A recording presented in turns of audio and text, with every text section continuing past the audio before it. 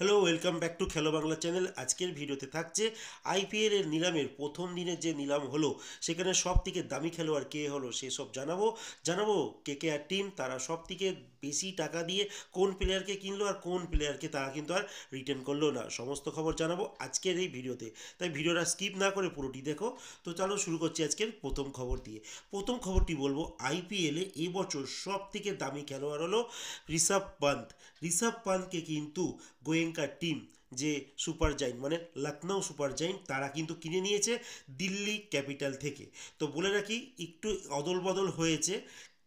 রাহুল, যিনি লাস্ট ইয়ারে লখনৌতে ছিল, আর সেই রাহুল কিন্তু এই বছর দিল্লি ক্যাপিটালে চলে গেছে। আর দিল্লি ক্যাপিটালের অধিনায়ক ঋষভ পান্ত, তিনি কিন্তু চলে এসেছে এ বছরের এই লখনৌ সুপার জায়েন্টে।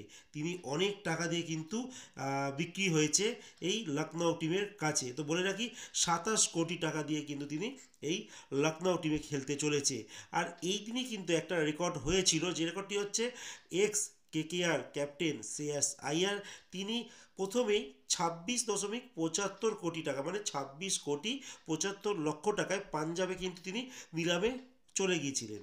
আর এইটি এখন অবধি হায়েস্ট প্রায় নিলামের রেট হচ্ছিল। কিন্তু এই কিছুক্ষণ বাদেই এই ঋষভ পান্তের নাম যখন উঠলো, তিনি কিন্তু লখনৌ টিমে চলে যায় 27 কোটি টাকা দিয়ে, মানে 25 লাখ টাকা আর বেড়ে গেল, সঙ্গে সঙ্গে 27 কোটি টাকা দিয়ে আরেকটি নতুন রেকর্ড করে দিল এই ঋষভ পান্ত, তিনি লখনৌতে চলে গেলেন।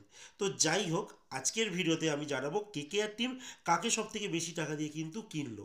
কেকেআর টিম ভেঙ্কটেশ আইয়ার, তারা এই খেলোয়াড়টিকে 23.75 লক্ষ টাকা দিয়ে কিন্তু তাদের টিমে সাইন করেছে।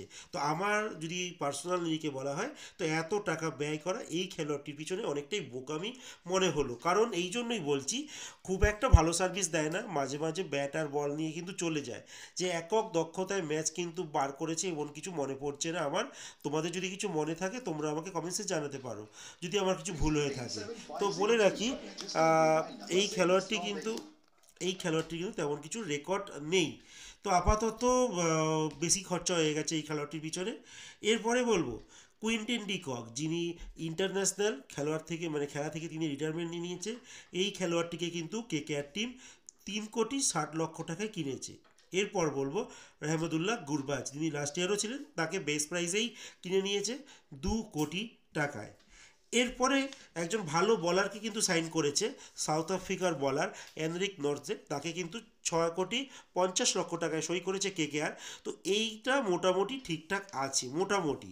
এছাড়াও বলবো মায়াঙ্ক মার্কান্ডে, যাকে 30 লক্ষ টাকা বেস্ট প্রাইসেই সাইন করে নিয়েছে, ভালো একটা স্পিনার। আঙ্ক্রিস রঘুবংশী, যিনি লাস্ট ইয়ারও ছিল কেকেআরে, তাকে 3 কোটি টাকাতে কিন্তু সই করেছে কেকেআর টিম। তো এছাড়াও আর তেমন কিছু নেই। কেকেআর টিমে যে প্লেয়ারদের সাইন করেছে লাস্ট ইয়ারে, জানো কেকেআর টিমে প্রত্যেক বছরই সুনীল নারায়ণ আর রাসেলকেই সামনে রেখে তারা কিন্তু পুরো টিমটা তৈরি করে। এই দুটো খেলোয়াড় মানে অবভিয়াসলি চয়েস, এদের চারটে যে বিদেশি কোটার মধ্যে এই দুজন থাকে, বাকি দুজন খেলোয়াড় আসে। তো ফিল সল্টকে কেন যে ছাড়লো আমি জানি না। ফিল সল্ট কিন্তু ভালোই খেলেছিল, আর কলকাতার পরিবেশের সঙ্গে টিমের সঙ্গে একটা একটা আলাদাই তার বন্ডিং হয়ে গিয়েছিলো। তিনি যখন দেশে ফিরে গেল, তারপরও কিন্তু এই টিমটার জন্য শুভেচ্ছা বার্তা জানাচ্ছিল, অনেক কিছু জানাচ্ছিল, তার পারফরমেন্সও কিন্তু ভালো ছিল।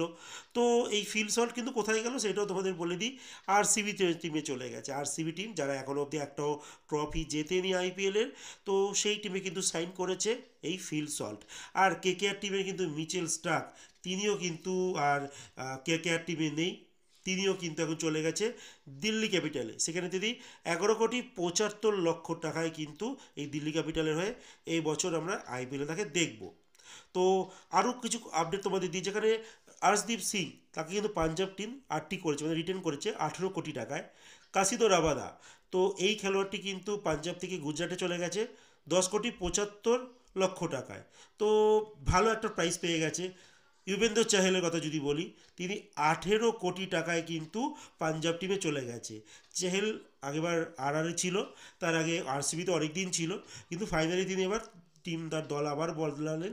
তো দেখা যাক তার দল বদলে তার নিজের ভাগ্য কতটা খোলে, কারণ তিনি কিন্তু ন্যাশনাল টিমের হয়ে ঠিকঠাক আর চান্স পাচ্ছেন না। ইংল্যান্ডের হ্যারি ব্রুক, তিনি কিন্তু দিল্লি টিমে চান্স পেয়েছেন, মানে দিল্লি টিম তাকে কিনে নিয়েছে 6 কোটি 25 লক্ষ টাকায়। আর জোফ্রে আর্চার, এই খেলোয়াড়টি কিন্তু আবারও আরআরে চলে গেছে, মানে রাজস্থান রয়্যালে কিন্তু চলে গেছে। মুম্বাই ইন্ডিয়ান্সে অনেক দিন ধরেই ছিল, কিন্তু প্রত্যেক বছর এই সেম কেস, আসে কিন্তু খেলে না, এরকম টাইপের তার চলছিল। মার্কাস স্টয়নিসকে কিন্তু পাঞ্জাব টিম কিনে নিয়েছে। তো অনেক কিছু কিন্তু রেজাল্ট এখানে হয়ে গেছে। যাবতীয় ডিটেলস আমার ভিডিওর ডেসক্রিপশানে তোমরা দেখতে পারবে, একটা ফেসবুক পেজে লিঙ্ক দেওয়া রয়েছে, তোমরা সেখানে গিয়ে জয়েন হয়ে যাও। সেখানে যাবতীয় খেলার আপডেট কিন্তু আমি সবার আগে পোস্ট করে দিই। তো সেখানে গিয়ে পুরো চার্ট আমি ওখানে পোস্ট করে দেবো, পরপর কোন কোন টিম কোন কোন খেলোয়াড়দের কিনলো যাবতীয় ডিটেল কিন্তু ওখানে তোমরা দেখে নিতে পারো। আর সিএসকের কথা বলি, সিএসকে কিন্তু তেমন কেনাকাটি করেনি। তো তাদের হাতে কিন্তু এখন অনেক টাকা বাকি রয়েছে। বেশি কেনাকাটি কিন্তু যদি বলা হয়, কেকেআর এক ভালো খরচা করেছে, দিল্লি করেছে, পাঞ্জাব করেছে। তো মুম্বাই কিন্তু এবছর খুব একটা ভালো খেলোয়াড় এখনও অবধি কেনেনি। ট্রেন্ট বোল্ডি একটা উল্লেখযোগ্য নাম আছে, তাকে কিনেছে। দেখা যাক আজকে দ্বিতীয় দিনে কাদেরকে কেনাকাটি করে এই বাকি ক্লাব, মানে যে কর্পোরেট সেক্টরগুলো। তো আজকের মতো খবর এতটুকুই। ভালো থেকো, সুস্থ থেকো, দেখা হচ্ছে নতুন একটা আবার একটা নতুন এপিসোডে।